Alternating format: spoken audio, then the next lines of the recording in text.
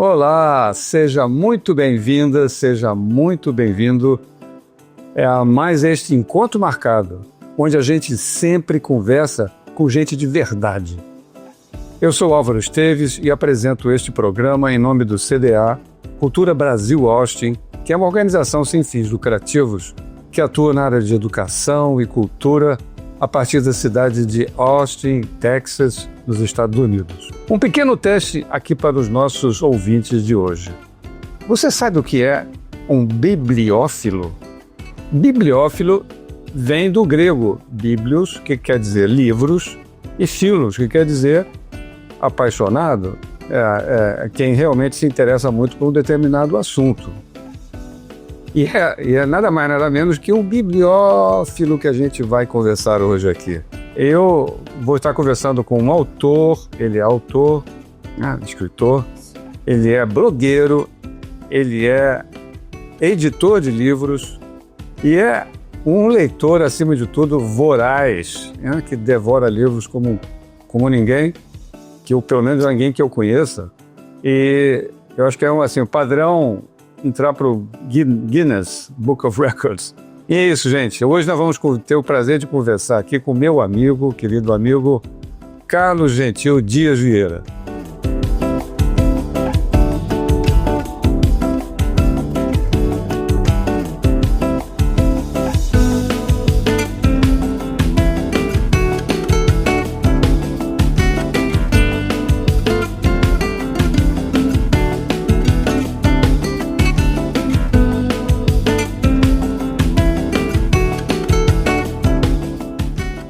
Carlos Gentil Dias Vieira, muito obrigado por estar recebendo a gente hoje aqui, é um encontro marcado, é um prazer enorme de estar conversando com você hoje. Mas me explica, essa voracidade de leitor, qual é a origem dela, onde é que começou isso? Na realidade, no meu caso, começou ainda muito novo, na escola primária, eu acho que até antes da escola primária, porque quando eu ia com a minha mãe às compras, ela comprava uma revistinha, naquele tempo se falava assim, né, um gibi, para eu já ir lendo, mas eu nem lia, não sabia ler, mas via as figuras. E depois eu passei a ler... O gibi funcionava que nem celular hoje, né? Para placar. O gibi, deixar as crianças o gibi daquela época era o celular hoje. E passei a ler muito, li as revistas todas que me caíam nas mãos e tal, Mandrake, Fantasma, coisa que hoje nem se fala mais, mas e também o gibi, né, que foi uma marca, né, gibi. Você ainda tem livros dessa época, gibi dessa época? Eu tenho guardado vários exemplares antigos, por acaso Caramba. Peguei aqui já o Fantasma, Flash Gordon, tem essas coisas que talvez nem saibam do que eu estou falando, mas muitos leitores não vão eram muito populares. Mandrake, que era muito popular. E o gibi começou então a me introduzir. Depois é uma coisa curiosa, porque eu sempre me sentia atraído pelos livros. Naquela época não tinha celular, não tinha nada, né? Nem televisão. Na minha época, no início, não tinha nem televisão. Então o livro era o encontro com o mundo. A gente, através do livro, começava a conhecer. Eu recentemente, me permite, eu voltei a ler Monteiro Lobato. Então eu comprei essa coleção aqui completa, no sebo. Obra infantil completa. Obra infantil completa. Porque eu primeiro li um livro dele, o Minotauro. Li agora, recentemente, o Minotauro, e eu fiquei assim impressionado com a arte do Monteiro Lobato de escrever. Então agora vendo sob uma perspectiva... Para criança, né? Para criança. Então no Minotauro, ele fala dos deuses do Olimpo, né? Fala da Grécia Antiga, que é uma coisa que eu fico pensando se as crianças tinham condição de absorver naquela época. Mas os livros são muito bons. E, em função desse Minotauro, eu comprei no sebo essa coleção completa aqui, que esse aqui é o primeiro volume, da obra infantil de Monteiro Lobato. E estou lendo assim esparsamente, mas é muito interessante. Então esse está sendo um reencontro com o leitor da infância. Só um detalhe, não sei se você sabe, a nossa biblioteca do CBA, né? lá em Austin, que tem cerca de 4.000 volumes, mais ou menos, Tem muito gibi, que o pessoal tem nos dados, se bem que são os gibis mais modernos, né? Tem um gibi que vem mais da época do Disney, né? Depois a Maurício de Souza, né? Com os personagens dele. Mas a gente tem também vários livros do Monteiro Lobato, que foram de doações, né? Que nos foram dados. Então, quem está ouvindo aí, que está em Austin, sabe que pode dar uma chegadinha lá na biblioteca do CBA, que você vai ter, né, assim, tem livros em português, vai ter muita coisa interessante para ser lida. Ontem eu perguntei para o meu neto que estava aqui, eu perguntei, você já ouviu falar em Monteiro Lobato? Ele já. Eu fiquei surpreso, mas realmente é um autor assim fantástico. E depois disso eu comecei a ler os livros que os jovens vão lendo, né, que é Arsène Lupin, livros de Capitão Blood, livros dessa época, né? Então fui lendo tudo que me caía nas mãos. Que era infanto-juvenil, né? Infanto-juvenil, Quer dizer, havia nessa época, na minha juventude e tal, infância e juventude, essa sequência, quer dizer, você tinha livros que eram destinados àquele público, né?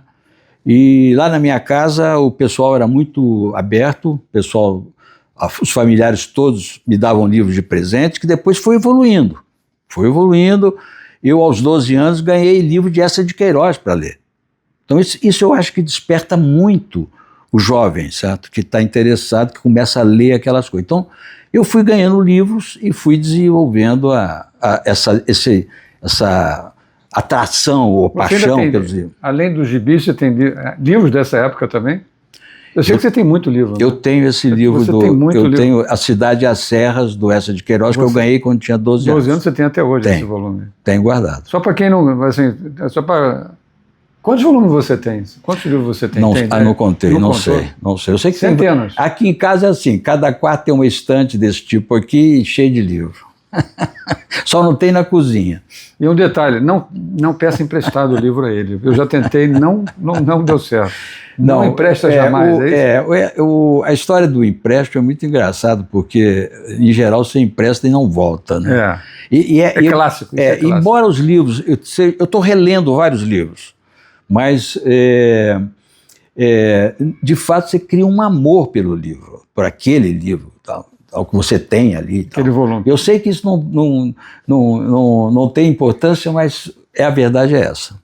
Quer dizer que você nunca contou, precisa fazer um inventário aqui, colocar no... Não, mas não é nada excepcional. É um livro de um leitor, certo? Agora é o seguinte, você falou que relê. Você tem o hábito de reler livros? Eu tenho feito isso. Eu tenho apanhado livros e, por um fenômeno que eu não sei explicar, parece que eu estou lendo pela primeira vez. Eu não sei se são já os cabelos brancos, mas eu realmente tenho livros que eu fico assim, nossa, eu não sei como é que eu não lembro desse livro e tal. Eu tenho relido vários livros, de fato. Você tem alguma técnica para ler? Assim, para ler mais rápido? Né?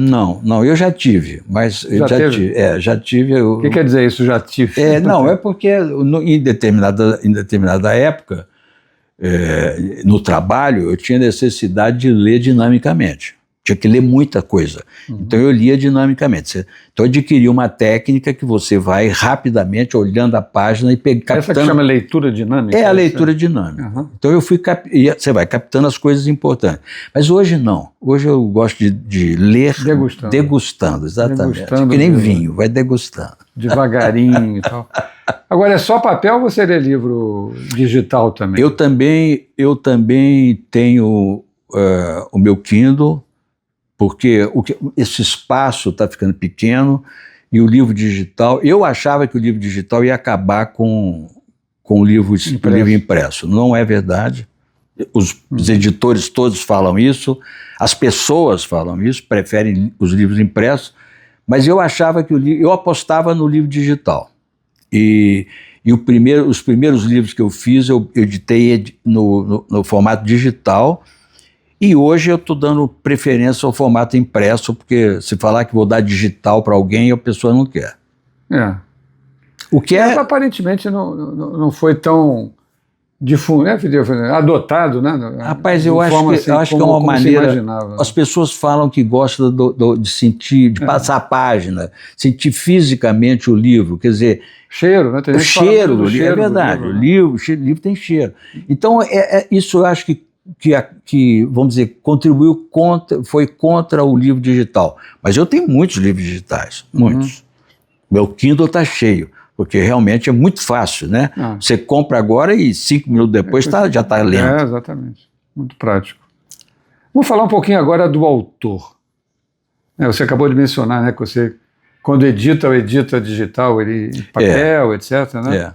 Eu vejo o seguinte, quando, assim, da tua obra, do que eu conheço dela, eu acho que eu já devo ter lido, se não tudo, uma parte considerável, eu vejo assim que você tem uma combinação, não obviamente da criatividade, né, da imaginação e tal, um pouco de pesquisa, dependendo do livro também, um pouco, né, de disciplina, de pesquisar e tal, mas tem também uma coisa de memória, reminiscência, que eu costumo chamar de afeto, né, nos seus textos. É verdade, é verdade. Então vamos falar um pouquinho, assim, por exemplo, assim, como é que você vê isso no Armazém Colombo, no Sabará? Fala um pouquinho aqui para os nossos ouvintes desses 2 livros, por exemplo. Em 2005, eu achei que estava na hora de eu relembrar coisas da minha vivência em Belo Horizonte. Eu morei em Belo Horizonte até os 16 anos.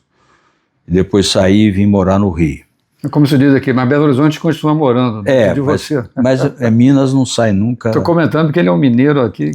Minas não sai da cabeça, mas na realidade eu vivi só 16 anos em Belo Horizonte, embora voltasse muitas vezes a Belo Horizonte, continuo voltando. Mas, então eu achei que era uma boa hora de eu colocar as histórias daquele tempo, sobretudo lembrando das pessoas, né?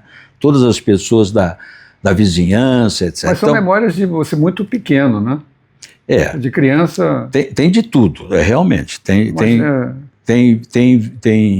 memórias de Belo Horizonte e de outras cidades que eu viajei com, sei lá, com 8 anos, com 6 anos. Eu digo, acho que se eu não me engano, ali a memória que aparece nesse volume, pelo menos, nesse livro, né? Armazém Colombo, você tinha no máximo o quê? 12 anos? Por aí. Uhum. E a primeira história, que é exatamente o Armazém Colombo, que era um armazém que tinha na Avenida Cristóvão Colombo, em Belo Horizonte. Esse Armazém Colombo foi o meu primeiro passeio na vida, porque eu fui com a minha irmã de bonde, naquela época ainda existia bonde, fui fazer compras, ela me levou, eu tinha 2 anos. Então é desde os 2 anos, tem memórias ali. Para quem, o pessoal mais jovem que está ouvindo, não sei se sabe o que é um armazém. O armazém. Naquela época era o supermercado. Era o supermercado, mas era meio, né? Era mais da parte de cereais e tal, né? E esse Armazém Colombo era uma entidade. De fato, era uma entidade. Eles entregavam em casa, mas nós íamos lá comprar. Mas tinha bacalhau, tinha enlatados, tinha umas coisas assim. Era meio cerveja, supermercado. Bebida. É verdade. E esse deu nome ao livro porque é exatamente essa ocasião, essa época do Armazém Colombo, do bonde, da Savassi, em Belo Horizonte, né? Da padaria Savassi. Tinha o bonde de Savassi também? Não, tinha um bonde que passava pela praça, que na realidade, naquela época, nada ali chamava Savassi, só a padaria. Pois a padaria deu nome ao bairro e outra extensão do bairro. E o Sabará 18? Bom, o Sabará 18, esse foi um livro de muita pesquisa, realmente, porque... eu quis escrever um livro sobre a época do ouro, né? Da época áurea, né? Sabará 18 é um romance histórico. É um romance histórico, um romance histórico porque fala de personagens históricos e fala da cidade que existiu, com os nomes que existiam naquela época, etc. Mas tem um enredo, tem uma história de uma imagem de São José de Botas que desapareceu, da Igreja do Carmo, que estava sendo construída naquela época, e que ainda hoje é uma atração em Sabará. E em torno disso o romance vai se desenvolvendo. É meio policial, né? Tem uma pegada, É meio assim, policial, policial. E também meio romântico, né? Porque o personagem é apaixonado por uma escrava lá que ele dá em cima dela e quer casar com ela. E acaba casando com uma outra, a Maria Pia, que não tem nada a ver. Sabará 18. Sabará 18. É passado só em Sabará? Não, É passado só em Sabará. Tem arredores.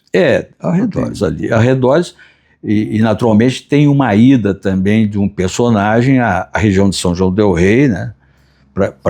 Porque ele está fazendo uma pesquisa lá sobre como é que mandaram aquela imagem, que é uma história toda mas está relacionada com o ouro. Isso aqui é interessante, porque toda a história está relacionada com a exploração do ouro, porque que era a grande atividade econômica. Era a grande atividade.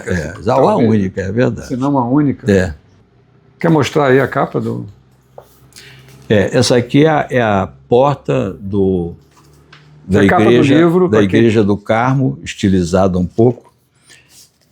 Essa capa é interessante. Posso contar essa história? Pode. Porque eu estava procurando uma foto para botar na capa do livro, porque além de escrever, eu também edito, sou editor do livro, então eu faço tudo. Só não entrego o livro. Como ele gosta de se chamar, o Carlos Gentil é um autor independente. Autor independente, Autor independente. E eu não dependo da editora, eu sou editora, eu sou editor. Bom, mas eu estava procurando uma foto para botar aqui, e achei uma foto no meu laptop, tinha um arquivo lá de fotos e tal. Depois eu fiquei assim, como é que eu vou botar a foto de uma pessoa que eu não sei quem é, né? Então vai ficar chato, vai haver alguém que vai dizer, nossa, usou a minha foto. Então eu distorci um pouco e tal. Aí mandei para uma sobrinha minha, que é uma pessoa também interessada, que é de família de Sabará e tal, e ela falou, por que você distorceu a foto? Eu falei, como assim? Não, porque essa foto é minha, eu não sabia. Então, a partir daí, ela passou a ilustrar os meus livros, toda a capa dos meus livros. Que uma coincidência, hein? Essa é uma história dentro da história. Então, nós estamos falando de capa aqui, talvez o leitor, o ouvinte, né, da Caju Radio, né, possa estranhar, só para os ouvintes terem essa informação, né? Todos os programas de Encontro Marcado, que são transmitidos, né, e são estreia, e sim, tem várias reprises na Rádio Caju, eles depois também algumas semanas depois, eles vão na sua versão vídeo, né, aí que a gente está gravando um vídeo também aqui, vão na versão vídeo para o YouTube do Encontro Marcado, só para vocês estarem informados. Eu estou mostrando aqui no vídeo a capa do livro Armazém Colombo, que tem uma foto. Essa foi uma edição feita no Brasil, porque eu editava as primeiras edições todas pela Create Space, que era uma subsidiária da Amazon, e agora faço pela KDP. Mas nós também... Kindle, né? Kindle, né? E também fazia a versão e-book. Mas nós estamos também, por questão logística e financeira, porque sai mais barato, a remessa, aquelas coisas todas, então nós também estamos imprimindo os livros, as versões brasileiras. E nessa versão brasileira eu mudei um pouco a capa e coloquei essa foto, que é a foto exatamente da Avenida Cristóvão Colombo, nos anos 50, que é mais ou menos onde se passam as historinhas desse livro. Então é só também para os ouvintes aqui estarem sabendo, todos os livros que a gente está mencionando aqui agora, do Carlos Gentil Dias Vieira, são disponíveis na Amazon, né? Amazon.com, e agora é o iClap, não é isso? No Brasil é no iClap. O iClap no Brasil. Nos Estados Unidos você acha a versão papel e versão e-book também. E-book, né? O Kindle. Aqui também pela Amazon com BR também você encontra a versão e-book e a versão impressa. Okay. Né? E esta brava história. Bom, então isso é uma área que me deu também muita satisfação, porque é a área da genealogia que eu nunca tinha me aventurado, e nós fomos pesquisando sobre famílias, pela família do meu lado e família da minha esposa, e nós então lendo livros de genealogia, vendo vários livros, etc., e nós achamos que os livros de genealogia tinham um pecado capital, que é muita relação de nomes, etc., quer dizer, interessa aquelas pessoas que estão ali procurando o nome do parente e tal.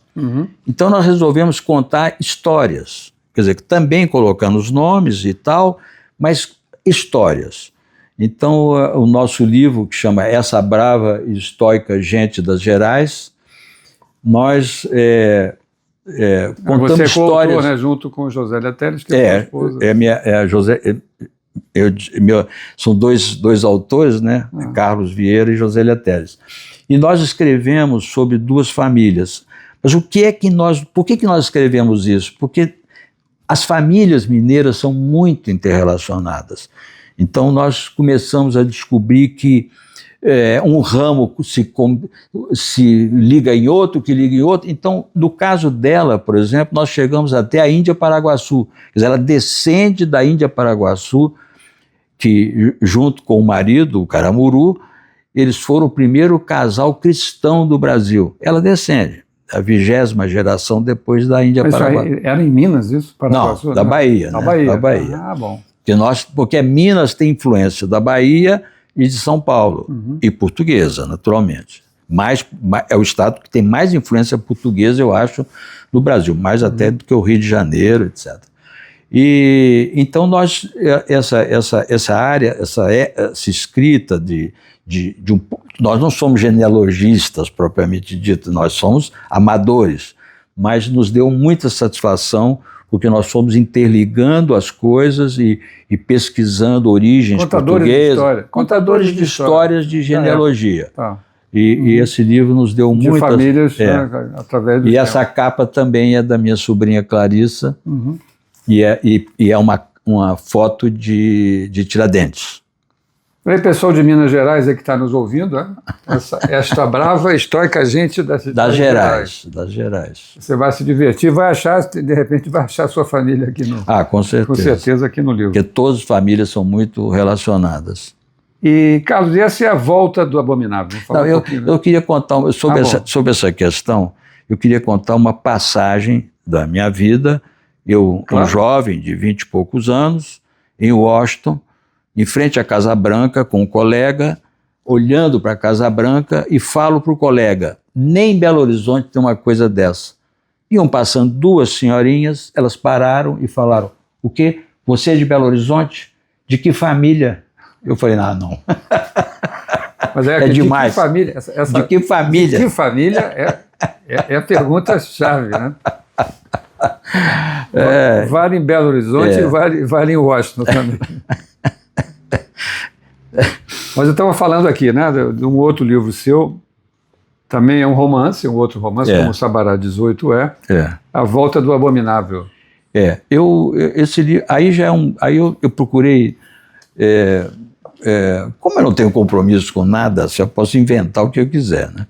Então eu agora tinha saído de um livro histórico e passei por um livro contemporâneo, certo? Então é a história de um sujeito que mora no Leblon, envolvido em atividades pouco lícitas, vamos chamar assim, e que de repente se envolve numa série de questões e acaba indo morar nos Estados Unidos, lá no Westchester, Nova York, e fazendo um curso em Harvard, na Divinity School, porque ele queria abrir uma igreja evangélica virtual.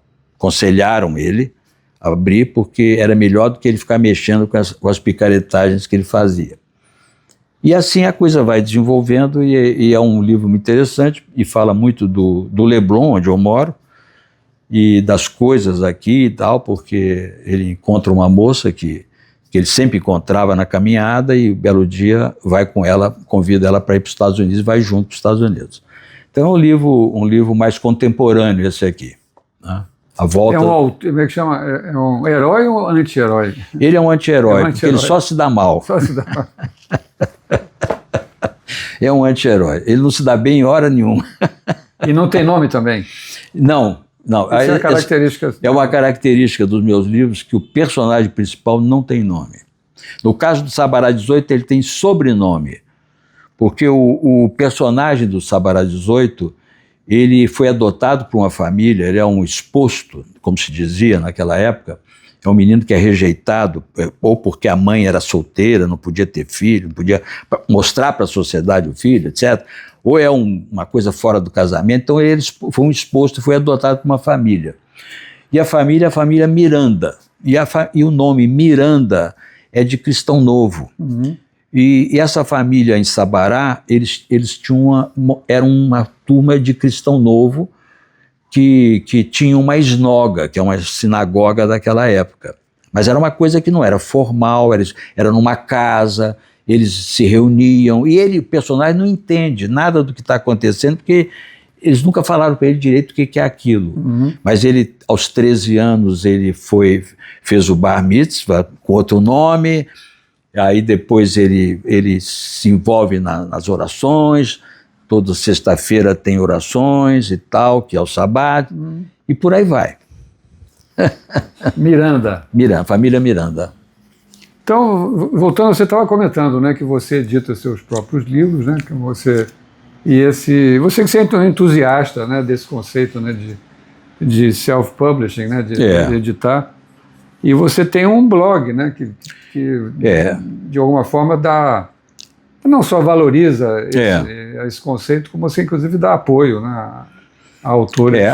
A ideia de fazer o blog... Fala do blog aí. A ideia de fazer o blog chama vcom.com, é o nome do endereço do blog. A ideia era fazer Soletrando, VCCOM, é isso? VECECOM. COM.com. VCCOM. Tudo junto. E a ideia era exatamente assim, ter um espaço para autores independentes. Porque o autor independente, não tendo a editora para promover o seu livro, fazer propaganda, lançamentos, noite de autógrafo, para não ter nada disso, ele precisa de ter algum veículo para anunciar que o livro dele existe. Então a minha ideia era essa, certo? Então alguns autores aderiram e a gente tem lá à exposição uma livraria virtual que não vende, ela só indica onde é que o livro pode ser comprado. Tem link? Você faz links? Tem os links, né? Também. Tem os links para os livros, para as editoras, etc. E também tem postagens que eu vou colocando sobre livros, porque então aí é o papel do livreiro.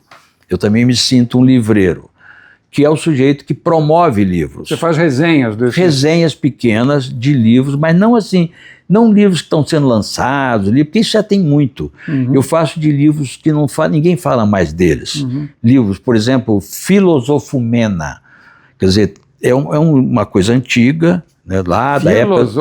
Filosofumena. É um livro da época dos primeiros cristãos. E assim, livros antigos, ou livros que não se fala mais, por exemplo, acabei de fazer sobre o livro Minotauro, de Monteiro Lobato, me dizendo como eu tinha ficado impressionado com a leitura do livro, quer dizer, sob uma perspectiva diferente. Agora não é mais uma criança lendo, é um adulto lendo e apreciando a escrita do autor. Então tem vários livros assim, tem temas também que eu coloco, livros portugueses, certo? Que nós não temos muita informação mais. Né? Livros editados em Portugal. Livros editados em Portugal. Né? Por exemplo, recentemente eu recebi um livro de Sousa Tavares, Miguel Sousa Tavares, e ele fala muito da mãe dele, né? Que é Sofia. E eu então fiquei curioso e fui ler, que é uma poeta portuguesa, talvez a melhor poeta portuguesa, eu fiquei impressionado, e eu não conhecia, e comprei um livro, então escrevo sobre ela, escrevo sobre um livro dela e sobre ela, sobre a autora. Então a ideia é que o blog, isso sirva para trazer leitores para o blog e que também dê visibilidade aos autores independentes que estão no blog. Essa que era a minha ideia e continua sendo. Eu acho. Vamos falar um pouquinho agora do Maria Pia e do Maria Joaquina, que de alguma forma tem uma correlação, né, com com pelo menos parcial. Com né? blog, Com exatamente. A ideia do blog, que a gente não sabe até quando o blog subsistirá, né? Poderá perder a paciência, não quero mais e tal. Então eu achei que era bom preservar algumas historinhas que estão no blog. Porque o blog você tem textos originais também. Além de críticas, não de críticas, de resenhas, né? Tem também alguns textos originais. Então ficou... Contos. Contos. Assim, pequenos contos. Short stories, exatamente. Então, eu primeiro editei esse livrinho aqui, que chama-se Maria Pia e etc., que tem aqui uma fotografia da Clarissa, da Igreja do Carmo, Sabará.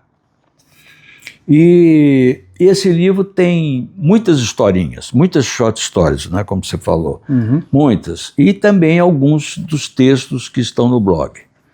E esse aí ele abriu uma sequência de... Tem uma combinação de contos, short stories e também algumas referências a alguns livros. Exatamente, alguns textos de livros e tal. E aqui o outro livro, Maria Joaquina e Outras Histórias, fotografia novamente da Clarissa e de Sabará.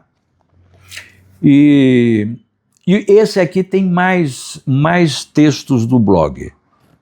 Por exemplo, eu abri aqui agora Musée des Arts et Métiers, né? O livro que fala do livro de Humberto Eco, O Pêndulo de Foucault. E também tem a Estação Primeira do Trembão, que é um texto falando de bares em Belo Horizonte na década de 70, do século passado. Belo Horizonte que continua sendo um repositório de bares interessantes. Realmente. E como eu falei em francês, agora tem um outro que é Voici la mer, né? Que é uma crônica. Isso é uma crônica falando de dois meninos que estão aqui apreciando o mar. E por aí vai, certo? Eu estou vendo que tem várias coisas... Mineiros vivendo o mar pela primeira vez. Não, cariocas. Mas eu estou vendo que tem muita coisa em francês. Catherine de Brésil, que é exatamente a antepassada da Jó, que é a Índia Paraguaçu. E por aí vai. Bento e Capitolina, que é de Machado de Assis, né? Aqui tem Sêneca, Carta a Lucílio.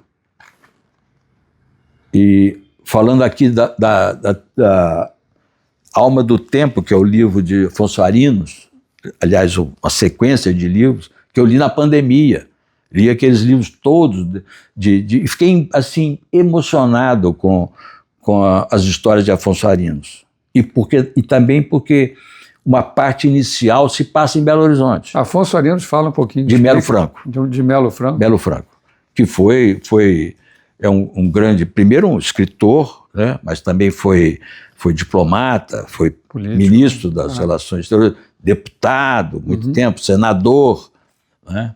Então uma figura muito conhecida. E assim...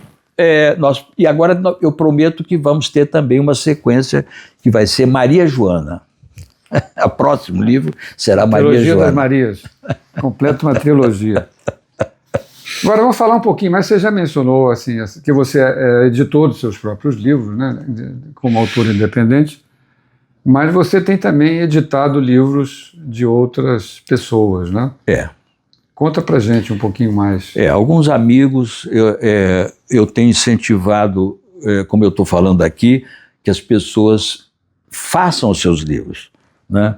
Porque todo mundo tem muita história para contar, muita história para contar.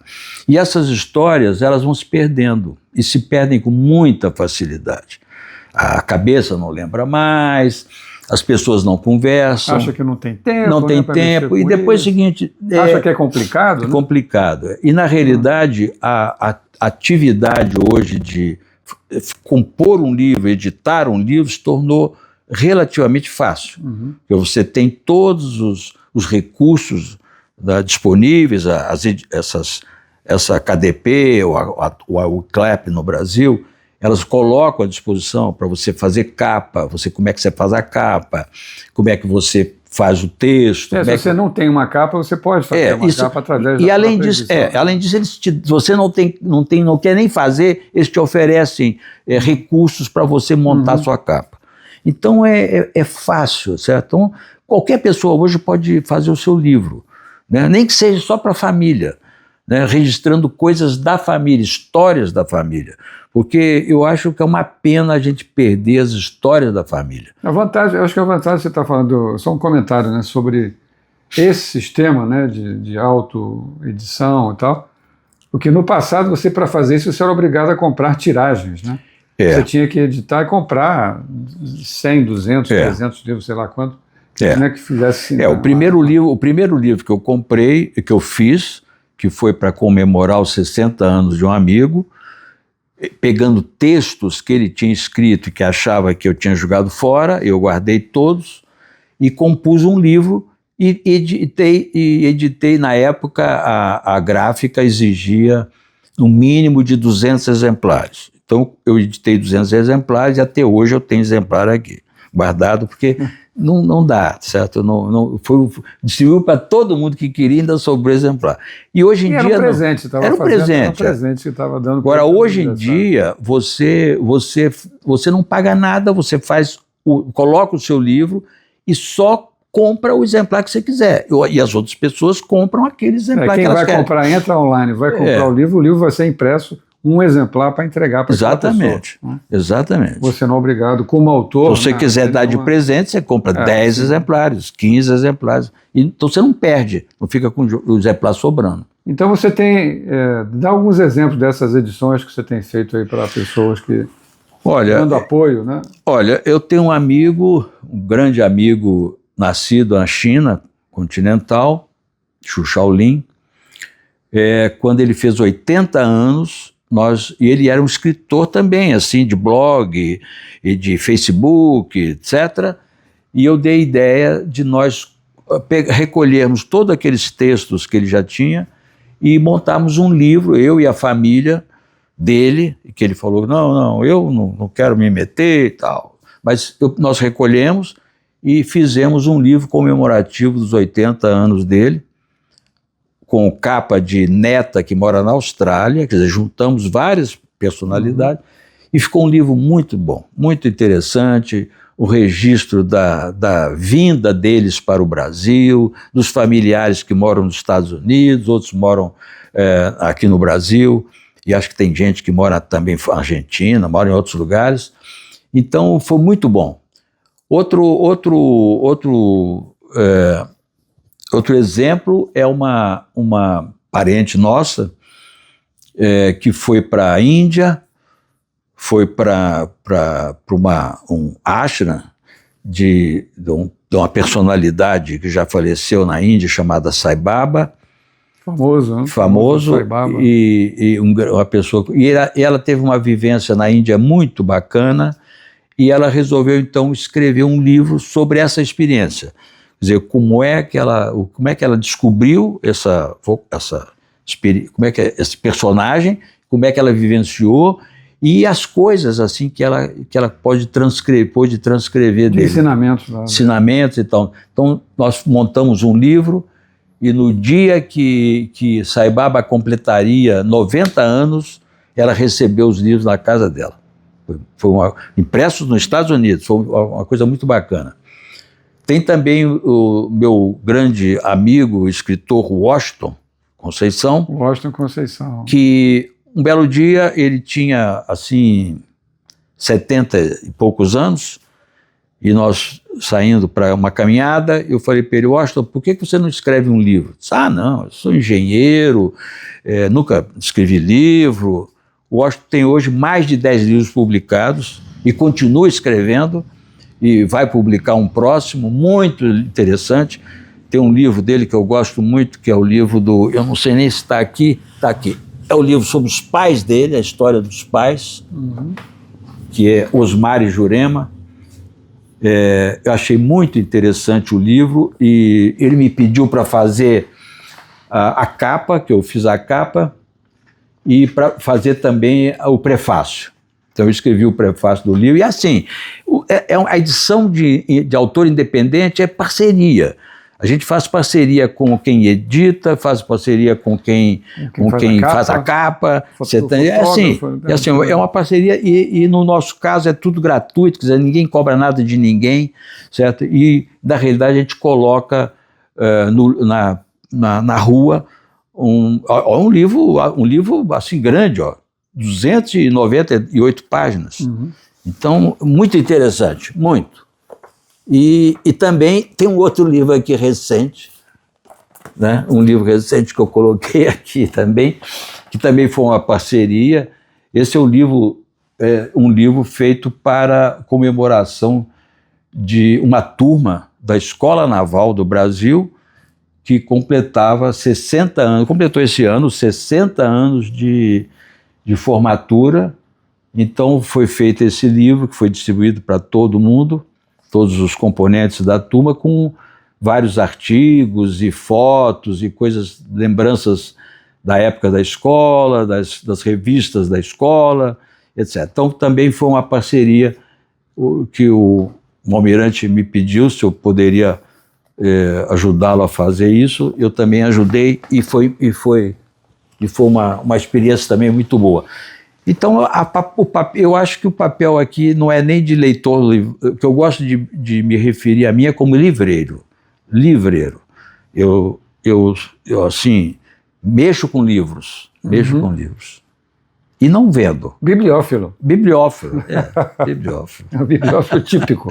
É. Agora, vamos voltar aqui ao tema da leitura, né? Eu acho que, assim, como eu comentei com você quando a gente estava, né, pensando em fazer esse papo aqui, hoje é um motivo de preocupação. Nós que gostamos de ler, de escrever, de livros, etc., que, assim, a gente vê que as novas gerações estão se distanciando um pouco, né? Desses hábitos, né? Realmente, e desses interesses, e dessa... enfim, eu acho que até paixão um pouquinho, né? Pela leitura de livros, né? Como é que você está vendo isso, né? Como é que você está vendo essa... Olha, eu recentemente comentei essa ideia numa mesa de almoço, e as pessoas discordaram. Acharam que não é bem assim. Muita gente lê. Eu acho que a concorrência dos meios eletrônicos, dos celulares e tal, das redes sociais e tal, é muito intenso, né?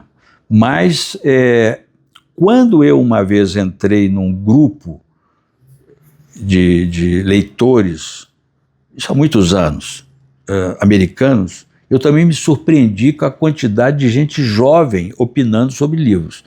Eu também fiquei muito surpreso. Eu achei que não era assim, que só ia encontrar pessoas maduras, de cabelo branco e tal, mas encontrei muita gente jovem opinando e fiquei assim, surpreso.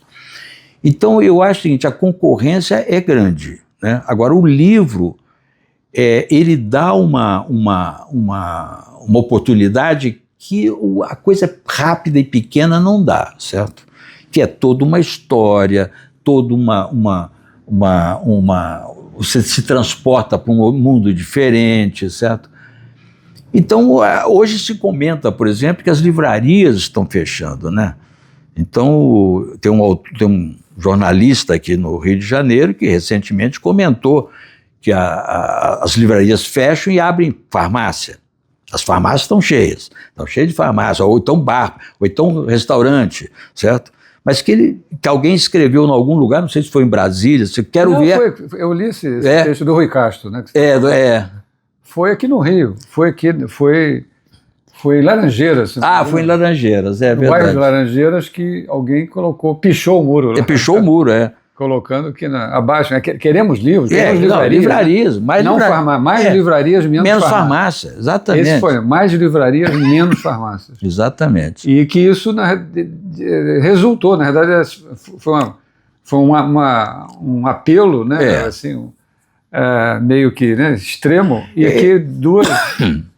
que duas jovens, meio jovens, empreendedoras, que resolveram abrir uma filial de uma livraria que já existia, duas, no Jardim Botânico, exatamente, no Shopping Center.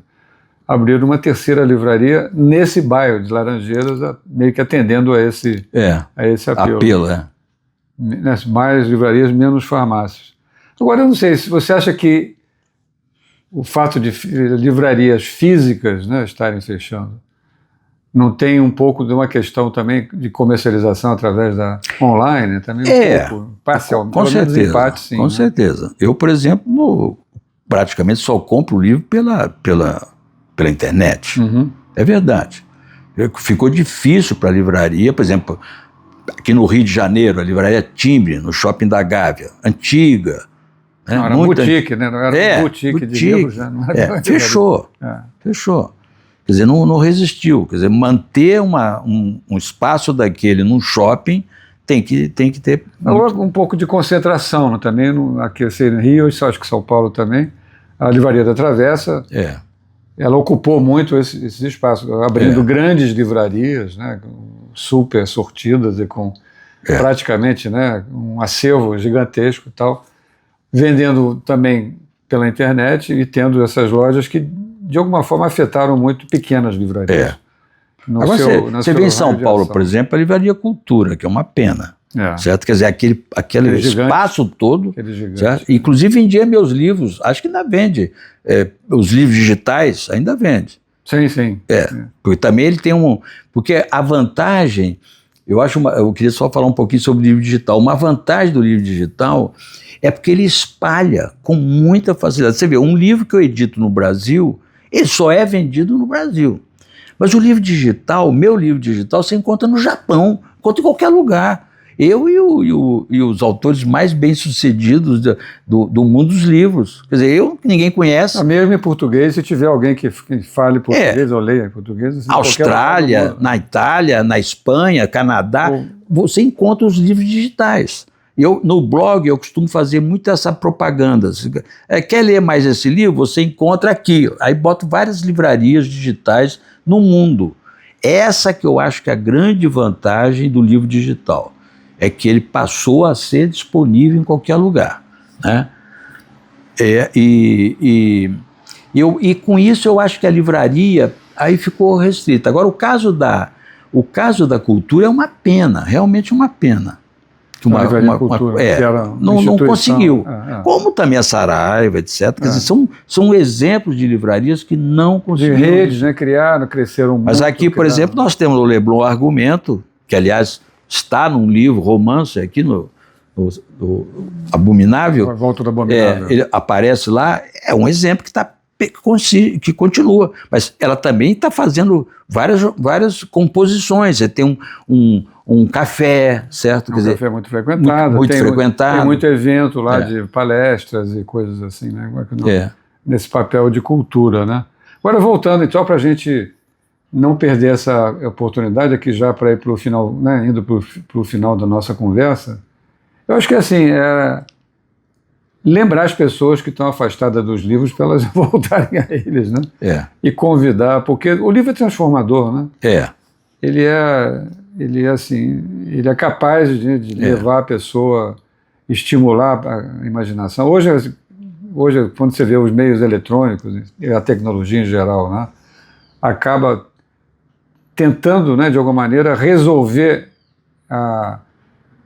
encurtar o caminho, né, entre o seu usuário, né, e quase que limitando o esforço dele para... Né? Verdade. Para construir uma história, para imaginar uma história, né? Fica tudo muito, verdade. De alguma forma, assim, blocado, limitado a uma versão única. Né? A leitura permite que cada leitor vai ler aquela, especialmente quando é ficção, né? Verdade. Quando é ficção, você ter, no lado da ficção, você tem isso, a oportunidade de viajar, Olha, eu queria citar um livro, um autor português que eu gosto muito, que é José Rodrigues dos Santos. José Rodrigues dos Santos publica livros dessa grossura, livros assim de 300 e tantas páginas, 400 páginas, acho que tem até de 500 páginas, certo? Ficção. E vende loucamente. Quer dizer, eu tenho um livro aqui que está na 3ª edição e está escrito 60 mil exemplares, que para os livros é uma coisa incrível. Em português. Então é impressionante. Zé Rodrigues é um exemplo de sucesso que eu acho do autor. Agora, os livros dele são assim fantásticos. Eu realmente não sei como é que ele consegue ter tanta criatividade para escrever, porque eu sou um fã completo dos livros dele. E o outro é um autor americano, que é o Daniel Silva, certo? Que escreve o livro de Gabriel Allon, que também são espetaculares. Quer dizer, então, e você quando lê aqueles livros, aquilo é como se estivesse vendo um filme. Em ambos os casos são livros de ação, né? De ação. Pouco de ação, né? Que você tem essa pegada. Não, são livros muito bem, muito bem. Posso dar uma parlazinha de um livro dele? Deve. Por exemplo, tem um livro do Zé Rodrigues que é assim, logo depois do término da Segunda Guerra e tal, quando criaram a ONU, aquele negócio e tal, etc., o premier de Israel pede para se ele podia ter uma audiência com um físico famoso, certo? E aquilo tinha que fazer com que ele saísse, acho que naquela época era restrito, você só podia ir até a ONU e voltar, você não tinha passaporte para ir, o cara morava em Princeton, que era o Einstein, morava em Princeton, e ele consegue essa... a CIA fica assim... CIA fala, é hoje, ele vai querer que o Einstein faça uma bomba atômica para Israel. E eles montam todo um esquema para ouvir a conversa dos dois. Só que quando os dois chegam, mas não, com os recursos daquela época, muito difícil e tal. Então, quando os dois se encontram, eles falam em alemão. Aí dá um caos nos operadores da CIA, entendeu? Porque quem é que sabe alemão? Como é que nós vamos fazer? Como é que grava isso? Não sei o quê. Bom, então paira aquela dúvida, o que e no final o Einstein promete devolver a coisa em um mês. E o pânico geral era bomba atômica, não sei o quê. E não é. É uma outra coisa que eu não vou dar o spoiler. Não vou fazer spoiler. Então é assim, os livros são muito interessantes. Tem um outro também do Zé Rodrigues que é fantástico, certo? Que é aquelas antenas que tem há mais de 10 anos tentando achar alguma comunicação com o espaço e que nunca acha, e de repente começa a ter um sinal, e primeiro eles duvidam, não, isso deve ser algum celular que passou perto, tal. Depois isso não, é um sinal do espaço. Pronto, os países montam forças-tarefas que vão mandar foguetes para encontrar o coisa, barará, inclusive o Vaticano, que manda o personagem principal do Zé Rodrigues, que é o Tomás Noronha, que vai encontrar o que vem do espaço para dar as boas-vindas, só que era uma coisa do mal, não era do bem. Muito interessante, muito interessante. Então isso aí o livro, você vê, está na minha cabeça, permanece. É isso, nosso ouvinte, assim, leiam, ler só faz bem, né? Faz bem para a saúde, para a cabeça, faz bem para, vamos dizer assim, evita pensamentos negativos, enfim, é uma bênção a leitura. Gente, estamos encerrando aqui com pena, né, esse nosso papo sobre livros. Hoje ouvimos Carlos Gentil Dias Vieira, que é escritor, que é blogueiro, que é, como ele diz, livreiro, né, e apoiador de muitos outros autores aí pelo caminho. E é, acima de tudo, um leitor, como vocês viram aqui nessa nossa conversa, entusiasmado, além de um leitor assíduo e voraz. É isso, gente. Muito obrigado pela audiência de vocês e vamos ler. Com certeza, com certeza. Eu agradeço também a oportunidade. Muito obrigado. Um grande abraço. Até a próxima. Abraço para todos.